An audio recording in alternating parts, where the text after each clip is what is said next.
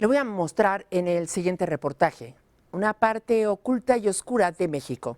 La ruta que siguen los indocumentados centroamericanos a través de nuestro país para llegar a los Estados Unidos. Muy pocos sobreviven a esta aventura.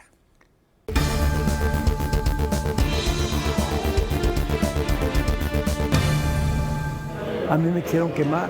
Una turba de 90 personas, hombres y mujeres, con piedras, con palos y con gasolina. Le estamos estorbando, le estamos impidiendo, ¿verdad?, que ellos hagan su gran negocio. Por eso buscan acallar las voces de quienes exigen justicia en México. Es el México oculto, el que roba, secuestra y mata a indocumentados centroamericanos. En su reporte especial sobre secuestro a migrantes, la CNDH calculó en 10,000 los sin papeles plagiados solo en 6 meses a su paso por México rumbo a los Estados Unidos. La ruta del secuestro es el camino que sigue la bestia, de Chiapas al norte del país, recorrido una y otra vez por distintos medios de comunicación. Solo unos cuantos han pasado de la anécdota a la explicación del fenómeno. Parece que durante 5,000 kilómetros los centroamericanos desaparecen, ¿no? Como que desaparecieran en un momento en Centroamérica y repentinamente aparecieran en Estados Unidos enviando remesas.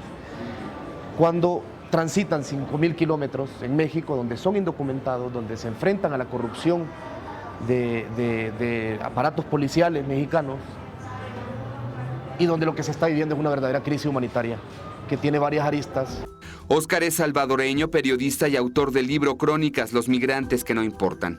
Recogió los relatos que involucran a las víctimas, los criminales, violadores, coyotes y autoridades corruptas. Es una de las 3 obras que conforman este proyecto multidisciplinario. La segunda producción es un documental, María en Tierra de Nadie.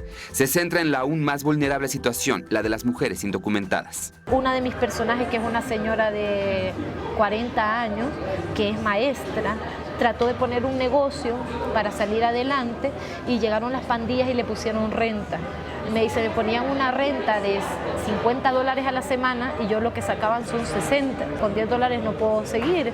Entonces, ¿qué es lo que pasa? Si no pago, me matan o matan a uno de mis hijos. La tercera obra es un libro fotográfico, se titula En el Camino. Reúne 124 de las más de 5,000 fotografías con las que los fotoperiodistas buscan sensibilizar al lector. De quiénes son esta gente y de lo que les está ocurriendo, requería acercarse a ellos primero personalmente, primero crear un vínculo y luego contar todo ese abanico de matices que incluye, sí, el muerto, ¿no?, el que fue asesinado porque se intentó resistir a un asalto en el tren, pero también el partido de fútbol que juegan los migrantes en el albergue de Ixtepec. Fue necesario viajar 5 veces de la frontera sur de México hasta el río Bravo, 25,000 kilómetros y 18 meses de trabajo en campo, la postproducción y edición de los 3 materiales presentados en la Comisión de Derechos Humanos del Distrito Federal. Es parte de un recorrido itinerante por Centro y Norteamérica con un objetivo: difundir el horror que significa ser migrante en México. Es un negocio muy rentable. Y los Zetas se dieron cuenta porque también controlan el negocio de los polleros, cobrando grandes cuotas desde el norte. Y digamos que esto se ha convertido en ser un camino de vejaciones perpetradas por asaltantes comunes y por autoridades corruptas. Ha pasado a ser el negocio del crimen organizado. Y entonces, como ustedes bien lo saben, los mexicanos, estamos hablando de otro nivel de crimen. Los detalles mañana. Mario Alberto León, reportajes especiales, Efecto TV Noticias. Bueno, nosotros exigimos que se cambien las leyes en Estados Unidos para que se respeten los derechos humanos de los mexicanos.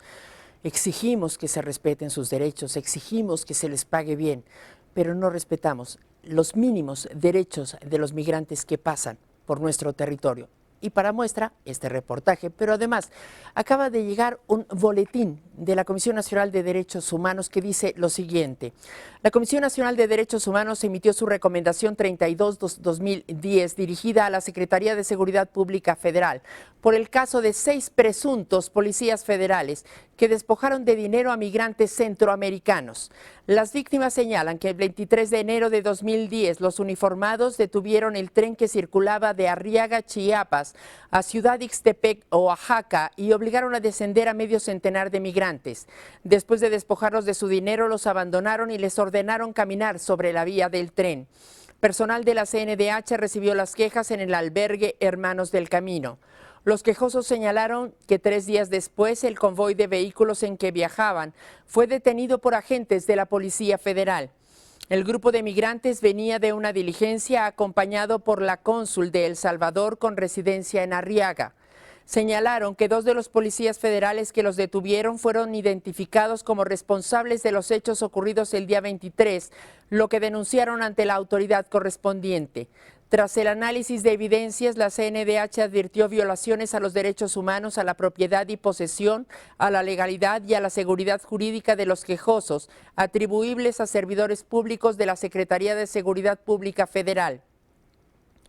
En su recomendación 32/2010, la CNDH solicita a la Secretaría de Seguridad Pública Federal colabore en la queja y denuncia que promoverá ante el órgano interno de control en la Policía Federal y ante la Procuraduría General de la República, respectivamente, contra el personal que intervino en los hechos. Se diseñe e imparta en esa Secretaría un programa integral de capacitación y formación en materia de derechos humanos.